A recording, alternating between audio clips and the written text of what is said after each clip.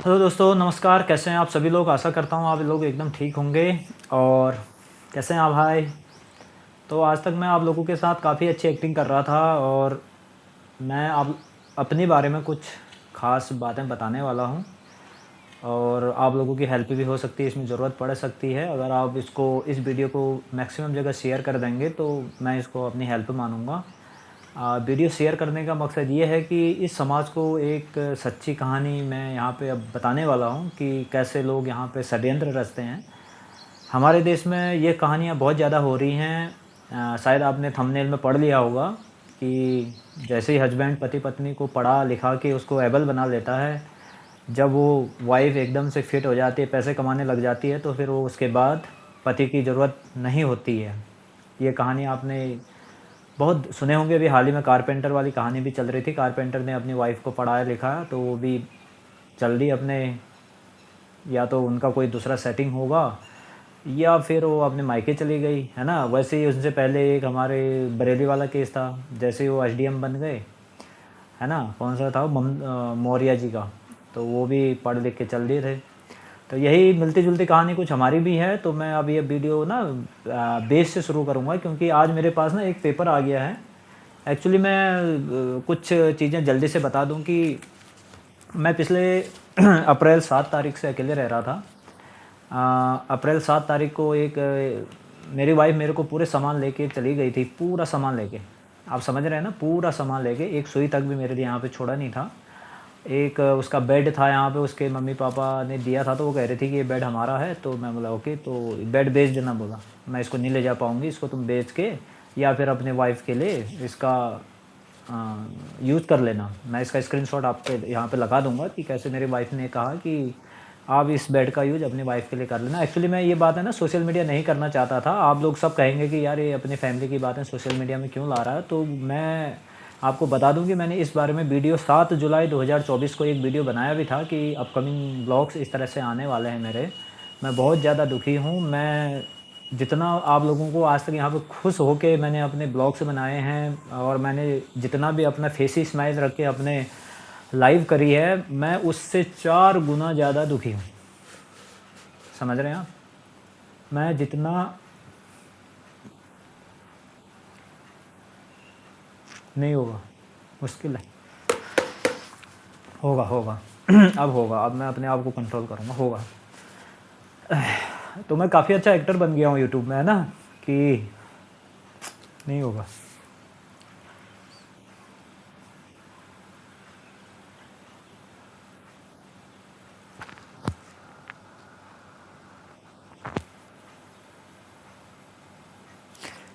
One minute. Okay, try करता हूँ मैं। क्योंकि मुझे नहीं लग रहा मैं बता पाऊँगा, फिर भी मैं ट्राई कर रहा हूँ, ठीक है? ओके। स्ट्रॉन्ग होना पड़ेगा मेरे को।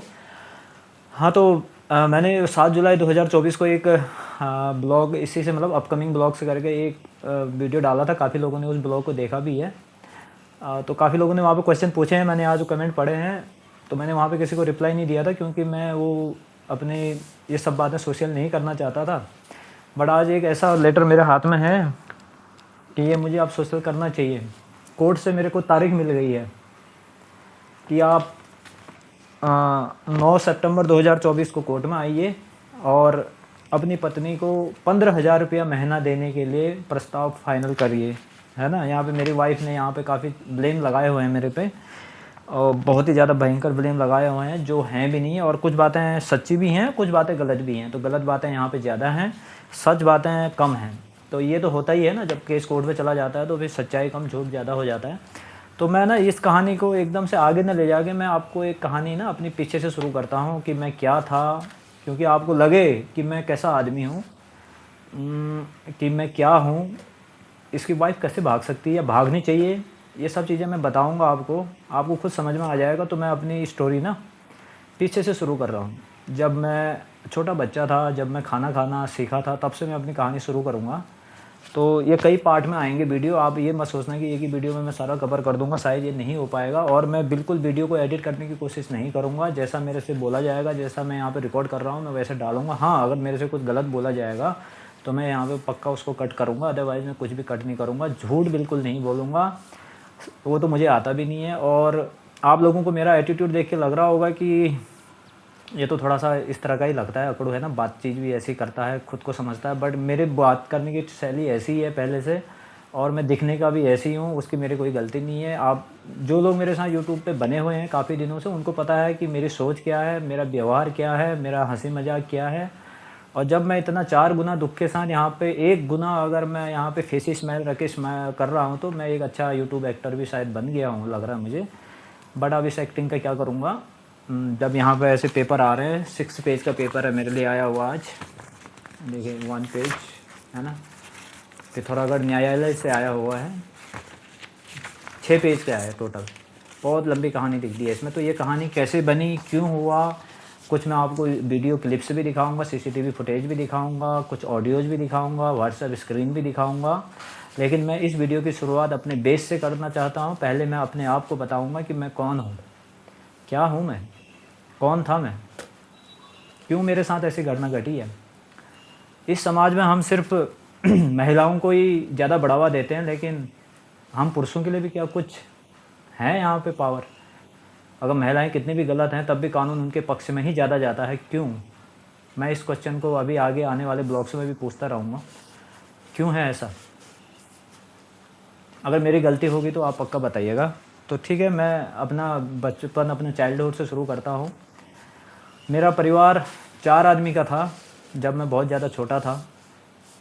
हम 2 भाई हैं, मेरे माताजी और पिताजी, बस हम इतने ही थे। क्योंकि मेरे पिताजी की फैमिली काफ़ी बड़ी थी। पुराने ज़माने में लोगों की फैमिलियाँ काफ़ी बड़ी हुआ करती थी, 6-7 भाई बहन हुआ करते थे।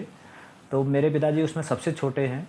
और मेरी मम्मी एक गृहिणी थी, वो घर का सारा काम करते थे। हम उत्तराखंड से रहते हैं। मैं उत्तराखंड पिथौरागढ़ डिस्ट्रिक्ट के मुनस्यारी तहसील से हूँ। काफ़ी अंदर पड़ता है, एकदम चाइना बॉर्डर पे आ जाता है। तो मैं वहाँ से हूँ। और वहाँ पे मेरे पिताजी ने अपना एजुकेशन बहुत अच्छा उन्होंने पढ़ा लिखा अपने टाइम पे। वो 1978 में अपना एमए क्लियर कर चुके थे। उस टाइम पे ये एमए करना एक बहुत बड़ी उपलब्धि होती थी।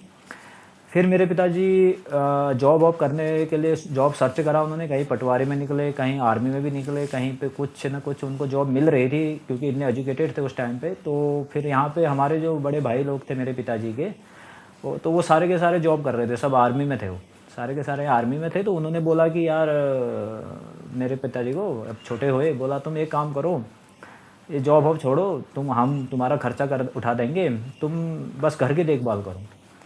तो उस टाइम पे खर्चा भी देते थे वो लोग मेरे पिताजी को, काफ़ी खर्चा देते थे, या देते होंगे। शादी से पहले की बात है, मेरे पिताजी के शादी से पहले की। मेरे पिताजी ने शादी 28 साल में करी थी, अपना एमए सब कुछ क्लियर करने के बाद। तो फिर पिताजी ने उनकी बात मान ली, बड़े भाइयों की। सभी भाइयों ने ऐसे ही बोला, हम कर रहे हैं जॉब, सब लोग बाहर हैं, तुम घर पे रहो, हम खर्चा पानी चला देंगे। तो उस टाइम पे पुरानी ज़माने की सोच रही होगी, मेरे पिताजी ने ओके कह दिया। और जब पिताजी, अब शादी आदि होगी, कुछ दिन बाद शादी हुई, तो फिर पिताजी, जब हमारे 2 बच्चे हो गए, तो फिर उसके बाद तो भाई परिवार में सब अलग अलग होना है। सबके सब पूरा परिवार एक साथ तो रहेगा नहीं। 6-7 भाई हैं, वो लोग एक साथ नहीं रह पाएंगे ना, इसलिए सबको अलग अलग होना पड़ा। अब जब अलग अलग होना पड़ा तो मेरे पिताजी पे आ गया जिम्मेवारी। अब पिताजी सोचने लगे, यार मैंने जॉब तो ज्वाइन करी नहीं, अब मुझे तो अलग होना पड़ गया, क्योंकि सब भाई अलग अलग हो गए, सबको अपना अपना घर दे दिया गया, अपने अपनी ज़मीन दे दी गई। बोला ये लो आपकी ज़मीन, कमाओ, अपना करो, अपना करो, अपना करो। तो सब अलग अलग हो गए। तो उसके बाद हम भी हो गए, बच्चे भी हो गए। अब उसके बाद भाइयों ने खर्चा पानी देना बिल्कुल बंद कर दिया। ऊपर से उन्होंने अपने बच्चे हमारे पिताजी के साथ भेज दिए। बोला कि हमारे बच्चों को भी पढ़ाओ, हमारे बच्चों को भी पढ़ाओ, हमारे बच्चों को भी पढ़ाओ। तो पिताजी के साथ हमेशा 3-4 बच्चे हमेशा रहे। तो पिताजी ने फिर अपना कपड़े का काम शुरू कर दिया। कपड़े के थान वाला जो होलसेल टाइप का मार्केटिंग, उस टाइम पे कम लोग थे, तो वहाँ पे हम किसी दूसरे टाउन में चले गए। वहाँ पे उन्होंने कपड़े का होलसेल मार्केटिंग शुरू कर दिया। साथ में ये राशन पानी का भी काम शुरू कर दिया था। तो ऐसे करके वो हमारा गुजारा करने लग गए, अपना परिवार चलाने लग गए थे। और साथ में अपने भतीजों को भी पढ़ाने लग गए थे। भतीजे लोग राशन पानी घर से लाते थे कुछ। और ख़र्चा पानी का मैंने आज तक पूछा भी नहीं है। शायद उस टाइम पे कम ही देते थे या नहीं देते थे उनके भाई लोग, मुझे इस चीज़ का मैंने पूछा भी नहीं है। और ये ब्लॉग बनाने से पहले भी मैंने क्लियर नहीं किया है। तो पता नहीं क्या रहा वहाँ पे। तो पिताजी के ऊपर काफ़ी जिम्मेवारी हो गई थी। और उस टाइम में उधार देने वाला भी था, पैसा काफ़ी कम हो गया था। तो पिताजी ने हमको, चलो छोड़ो वो बात है, अब पिताजी ने हमको कैसे न कैसे पढ़ाया। मैं 2.5 साल का था तो पिताजी मुझे अपने साथ लेके चले गए थे, 2.5 साल का था मैं, तो पिताजी मुझे अपने साथ रख लिए थे। पिताजी ने मेरे को बहुत अच्छी परवरिश करी थी। पिताजी ने मेरे को 2.5 साल से पढ़ाना शुरू करा, तो 2.5 से 5 होने तक पिताजी ने मेरे को धीरे-धीरे सारे काउंटिंग है ना, जो भी हमें याद होने चाहिए सारे याद हो गए। मैंने क्लास 1 पढ़ा नहीं, सीधा क्लास 2 में एडमिशन हो गया था। क्लास 1 में थोड़े दिन रहा, उसके बाद मेरा परफॉर्मेंस देख के मेरे को क्लास 2 में रख दिया गया था। फिर मैं क्लास 2 को टॉप करा, हर बार मैं स्कूल में हमेशा टॉप आया करता था। जो भी मेरे गुरुजन यहाँ पे मेरा वीडियो देख रहे होंगे उन्हें पता है, काफ़ी अच्छे-अच्छे गुरुजी थे हमारे, तो मैं गुरुजी को प्रणाम कहता हूँ। आज मेरे साथ इतना बुरा टाइम आ गया है कि मुझे अपना परिचय देना पड़ रहा है गुरुजी। तो अगर आप लोग ये वीडियो देख रहे हैं तो पक्का मेरे बारे में ज़रूर लिखना है यहाँ पे।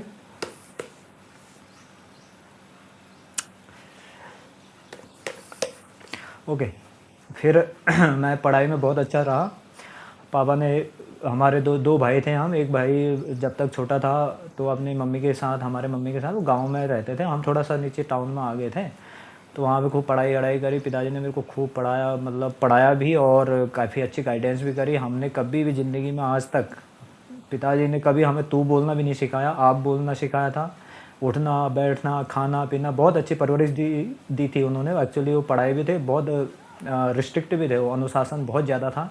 कभी कभी हम लोग बहुत ज़्यादा मार भी खा जाते थे। अब भाई बचपन में गलतियाँ बहुत करते थे तो मार खाना पड़ेगा, और उस मार का फल इतना अच्छा था कि हमने कभी ज़िंदगी में गलत काम नहीं करे, ना कोई लड़कीबाजी करी कभी ज़िंदगी में, किसी गलत के पीछे भागना या तंबाकू सिगरेट ड्रिंकिंग या फिर किसी से झगड़े गाली गलौज। हमारा रिकॉर्ड था वहाँ पे जहाँ पे भी हम रहते थे। तो हमारे पिताजी का भी वहाँ पे बहुत अच्छा एक प्रोफाइल था और मेरा भी था। फिर कुछ दिनों बाद मेरा भाई भी आया था, उसका भी था। तो हम लोगों की एक बहुत अच्छी प्रोफाइल थी। अगर आप लोग कोई भी वो वीडियो यहाँ पे देख रहे हैं आप, मेरा वो टाउन का नाम है बांसबगढ़ है, नाचने से थोड़ा आगे पड़ता है, पिथौरागढ़ डिस्ट्रिक्ट में है। तो बांसबगढ़ वाले प्लीज़ यहाँ पर आप कमेंट कर देना कि मेरा कैसा करेक्टर था, कैसा मेरा कैरियर था, कैसा हमारा वहाँ पे बिहेवियर था, क्या हमने कभी किसी को कुछ बोला हमारे पिताजी से या मेरे से या हमारा पूरा परिवार की तरफ से किसी ने आपके साथ कोई बदतमीज़ी की हो हमारे बांसबगढ़ टाउन में, तो प्लीज़ हमें बता देना, क्योंकि हम वहाँ पे बाहर रहते थे। तो वहाँ से हमारा रिपोर्ट कभी नहीं था, बहुत अच्छा था। वहाँ से चलो मैंने इंटर पास कर लिया था, ठीक है, इंटर पास करा, पापा ने इंटर पास करा के फिर मैं चला गया था रुड़की में। मैं अपनी ताई जी के साथ रहने लगा, मेरी मम्मी की बहन रहती थी वहाँ पे। 1 साल मैंने वहाँ पे रहा, 1 साल से कम रहा वहाँ पे। मैंने कुछ कंप्यूटर कोचिंग वहाँ पे करी थी और कुछ पार्ट टाइम जॉब भी कर रहा था, कुछ अपने खुद के खर्चे भी निकाल रहा था। समय थोड़ा बलवान था उस टाइम पे। फिर वहाँ से मैं वापस आ गया था घर, कुछ दिन के लिए घर आया था। बंगा पानी यहीं अपना मुंशियारी के अंदर पड़ता है, तो वहाँ पे आया। फिर वहाँ पे मैंने कुछ दिन 1-2 महीना वेट किया था कि तब तक वहाँ पे एक भर्ती खुल गई थी, फ़ौज की भर्ती खुल गई थी, आर्मी की भर्ती खुल गई थी। तो इससे पहले मैं एक चीज़ आपको बता दूँ, हम 2 भाई थे और 4 लोगों की फैमिली थी। हम बहुत ज़्यादा खुश रहते थे, नॉर्मल, हमारे चॉइसेस बहुत ज़्यादा नहीं थे, हमारे खर्चे ज़्यादा नहीं थे, हमें ना कोई पहनावे का बहुत ज़्यादा शौक़ नहीं हुआ करता था। हम छोटी सी चीज़ में बहुत ज़्यादा खुश रहते थे। खाने में कुछ भी हो सिंपली हम बहुत अच्छे से उसको इंटरेस्ट लेते थे, बहुत अच्छा खाते थे, बहुत अच्छा सोते थे, बहुत अच्छा बोलते थे, बहुत अच्छा पढ़ते थे।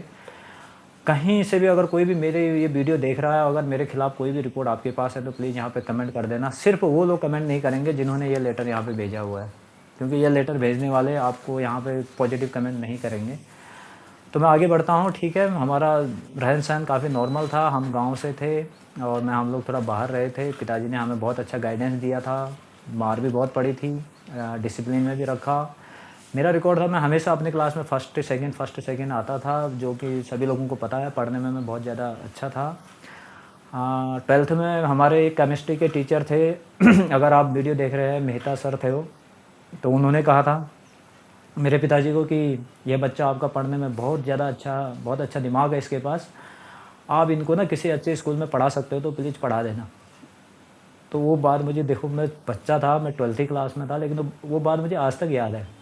कुछ रीज़न है ना वो बात याद होने की, क्योंकि अगर हमारे गुरुजी ने मेरे लिए इतनी अच्छी बात बोली थी तो कुछ तो बात रही होगी ना मेरे पे। तो फिर पिताजी के पास इतनी ज़्यादा गुंजाइश नहीं थी कि वो मुझे बहुत अच्छे स्कूल में भेज सकें। एक्चुअल बात ये थी कि बहुत ज़्यादा गुंजाइश नहीं थी। फिर जैसे जैसे हम 12th पास करने पे आए तो पिताजी का बिज़नेस भी धीरे धीरे नॉर्मल होने लग गया, क्योंकि फिर फैसिलिटीज़ बढ़ने लग गई, लोग बाहर को निकलने लगे सामान वामान लेने के लिए, तो फिर इससे बिज़नेस डाउन होना शुरू हो गया था।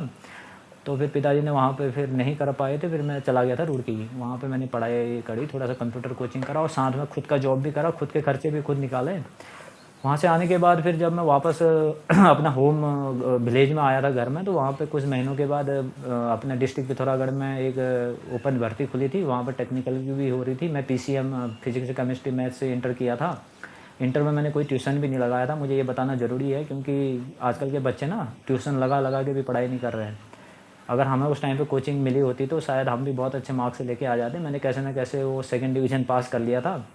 कुछ मार्क्स कम थे मेरे फर्स्ट डिवीज़न में, तो कोई बात नहीं, डिवीज़न तो आजकल वैसे उसकी कोई वैल्यू है भी नहीं। तो पीसीएम था, तो मैं टेक्निकल श्रेणी में फ़ौज में जाने के लिए खड़ा हो गया और अच्छा भी था।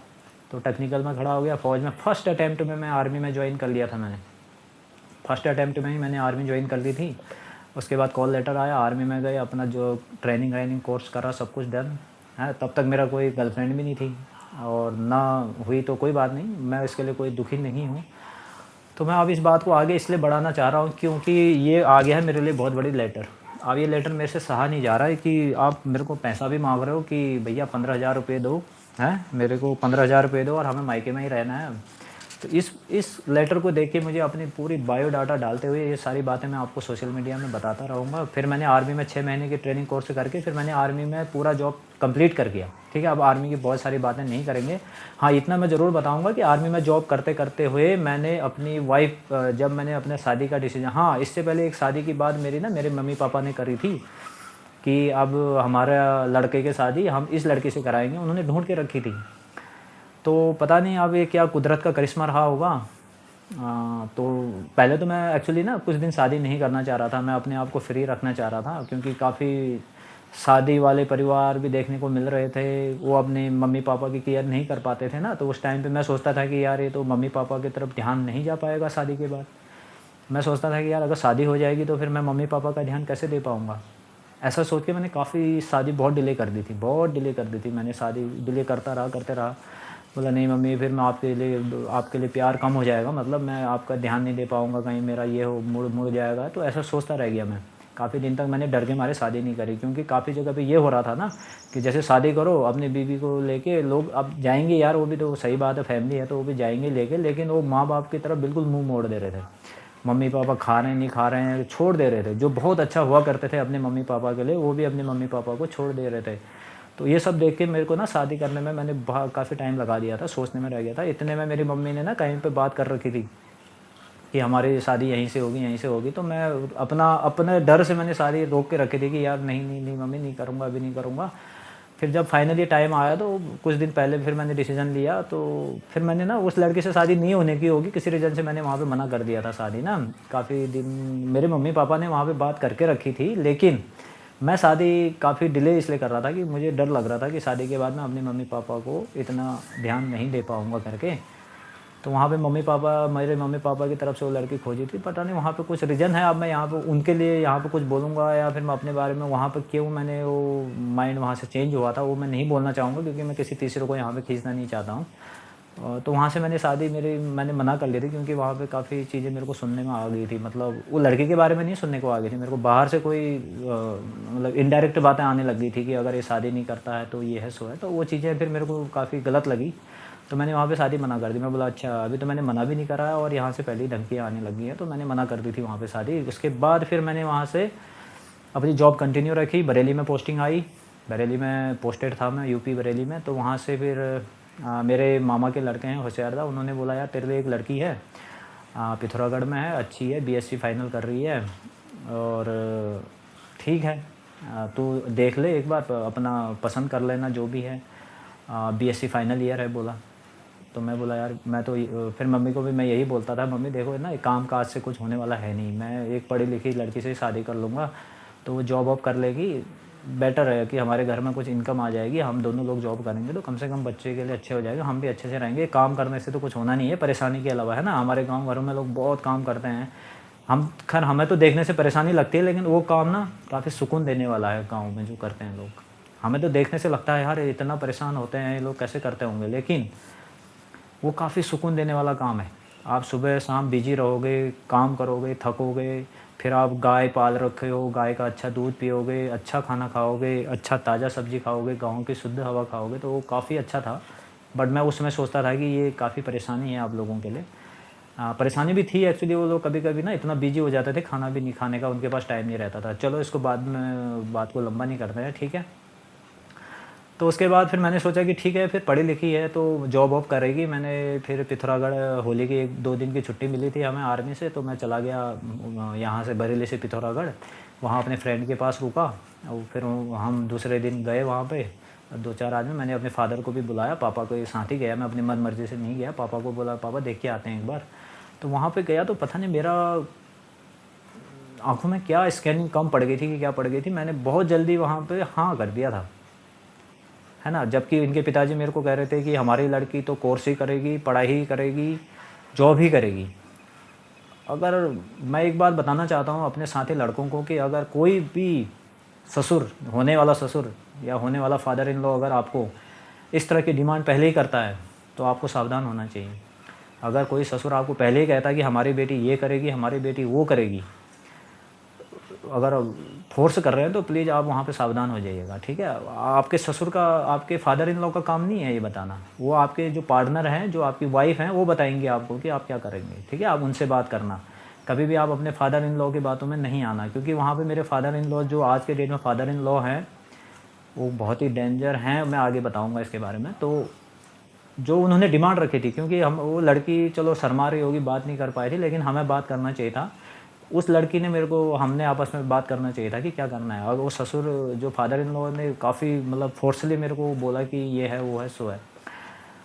तो मैं बोला ठीक है, ओके, करा देंगे फिर। अब खुश हो गया मैं भी। बीएससी फाइनल ईयर था, लड़की का पढ़ी-लिखी लग रही थी, काफ़ी अच्छा पढ़ी-लिखी होगी, काफ़ी अच्छा माइंड होगा, काफ़ी अच्छा सोचती होगी, काफ़ी अच्छा, है ना? हर चीज़ अच्छा होगा, पढ़े-लिखे लोग तो अच्छे ही होते हैं ना भई। तो ये सोच के मैंने शादी कर ली। शादी से 3-4 दिन पहले फिर एक मेरे साथ छोटी-सी हैपनिंग हो गई थी। वो हैपनिंग भी मैं कुछ नहीं छुपाऊँगा, मैं जो बोलूँगा सच बोलूँगा, ठीक है?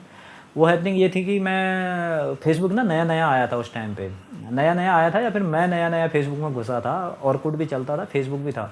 तो फ़ेसबुक पे हम लोग ना मस्ती कर दिया करते थे, उस टाइम पे गलती थी, काफ़ी दिन पहले की बात है, तो हम ना एक फ़र्ज़ी अकाउंट खोल लिया करते थे उस टाइम पे, किसी को, अपने दोस्तों को मस्ती करने के लिए।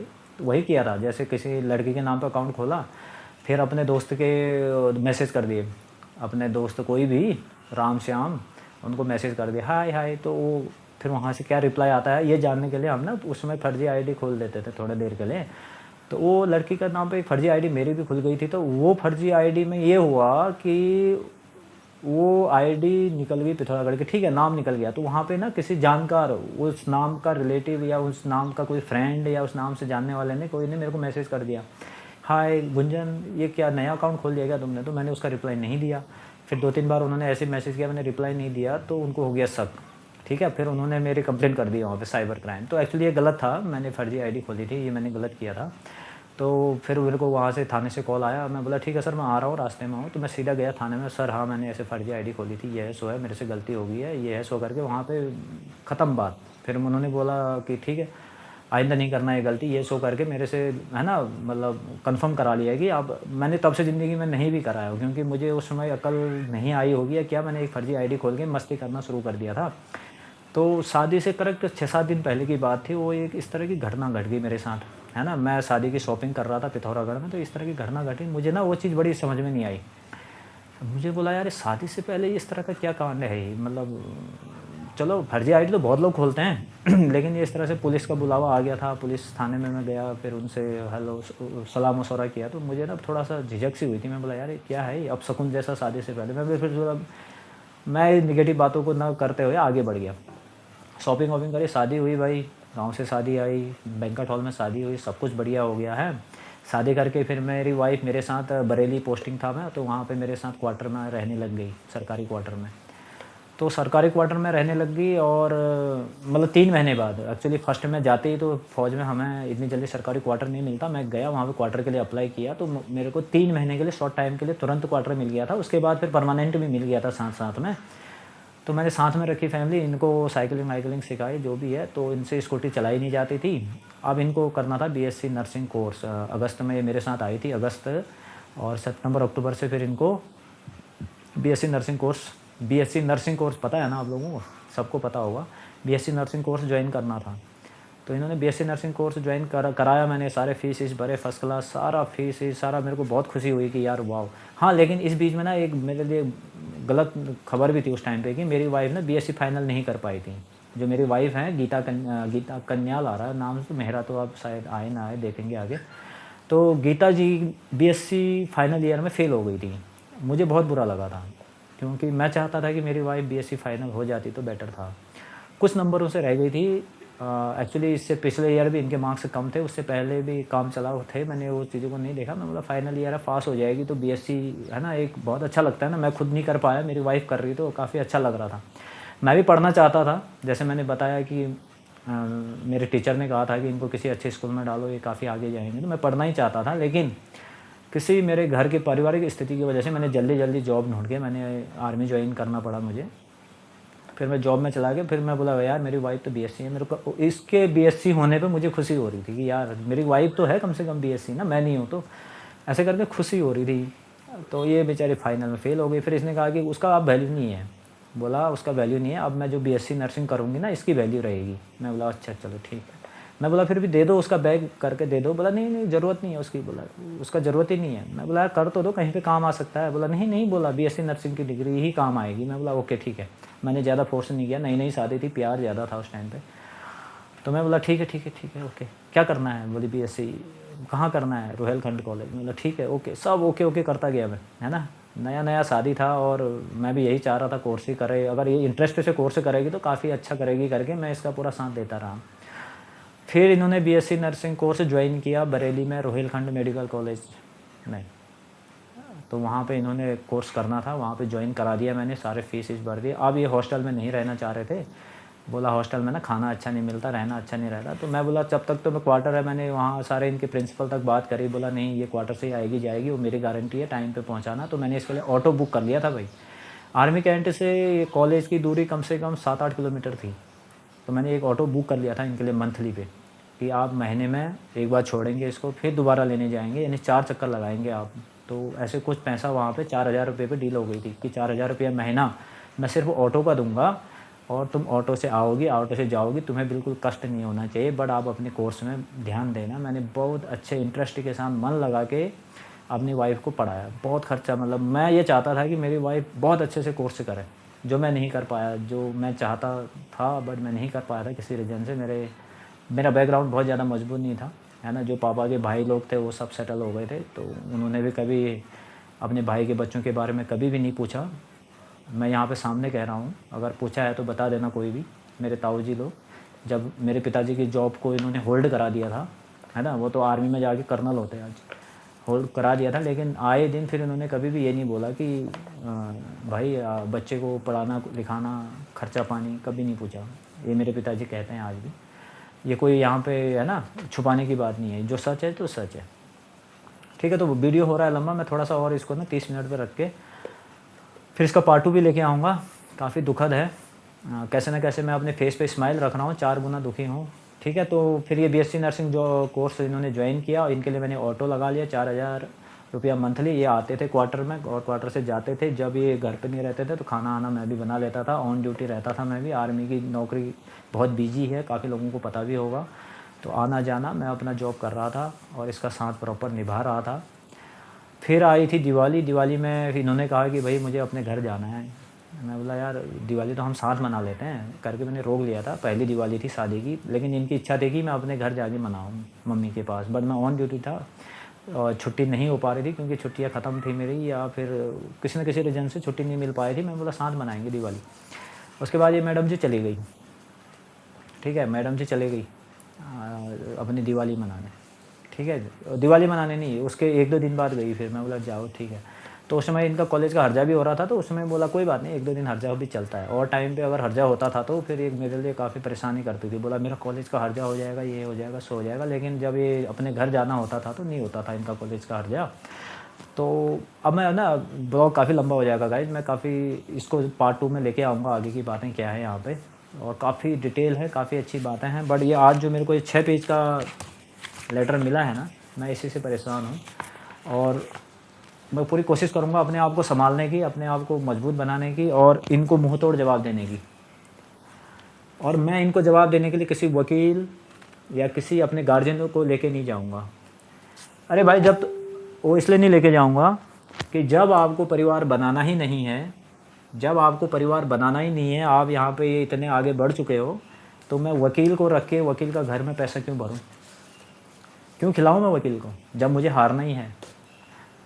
क्यों चाहिए गार्जियन जब मुझे हारना ही है? जज साहब मुझे जो बात पूछेंगे और इनका वकील जो मुझे पूछेगा वो मैं विथ एविडेंस वहाँ पे रिप्लाई कर दूँगा। बाकी सोशल मीडिया अभी ज़िंदा है, मैं यहाँ पे काफ़ी बातें और शेयर करूँगा, तो प्लीज़ गाइज़ आप लोग मेरा सपोर्ट करते रहना। Thank you. मैं ये वीडियो बिल्कुल भी एडिट नहीं करूँगा, यहाँ पे कुछ भी ख़राब नहीं है। मिलते हैं भाग 2 पे कल। हो सकता है मैं रात को ही पार्ट 2 भी डाल दूँ। इस वीडियो को जल्दी जल्दी ख़त्म करेंगे, है ना। जो लोग यहाँ पे काफ़ी इंटरेस्टेड हैं वीडियो देखने के, तो प्लीज़ देखिएगा और मेरी हेल्प अगर आप लोग कर सकते हैं, हेल्प आपने कोई मेरे को फाइनेंशियल हेल्प नहीं, कुछ नहीं, इसको शेयर कर दो, इसको सोशल मीडिया में जाने दो। हो सकता है मैं कुछ दिनों बाद इसको न्यूज़पेपर में भी पब्लिश करने की सोच रहा हूँ। न्यूज़पेपर में, न्यूज़ में भी आना चाहिए। वही है कहानी, पढ़ाया लिखाया, बीवी जी चल दी अपने घर, है ना। तो ये चीज़ें मैं न्यूज़पेपर में भी पब्लिश करने के लिए काफ़ी ज़्यादा अब मैं इस पर डीपली सोचने लग गया हूँ, क्योंकि मैं सोच तो पहले से रहा था, लेकिन इस लेटर को आने के बाद इसमें लिखा हुआ है कि आप हमें 15,000 रुपये हर्जाना दीजिए। तो इस लेटर को आने के बाद ना मैं 15,000 रुपये हर्जाना अब देखते हैं कैसे देना है इनको। तो थैंक यू, मिलते हैं अगले ब्लॉग में। फिर भी मेरे फेस में स्माइल है क्या? Thank you. अगर मैं अपने फेस पे स्माइल रख पा रहा हूँ तो मैं स्ट्रॉन्ग हूँ, अंदर से भी बहुत स्ट्रॉन्ग हूँ। मैं आर्मी मैन हूँ भाई, स्ट्रॉन्ग हूँ मैं, इतनी जल्दी नहीं पिघलने वाला हूँ। पिघलना होता तो अप्रैल मई में जब ये लोग छोड़ के गए थे ना, उस समय चला गया होता पिघल के कहीं। शायद मैं नहीं पिघलूँगा, कोशिश पूरी करूँगा अपने आप को संभालने की। थैंक यू, मिलते हैं नए ब्लॉग में। Thank you, bye bye.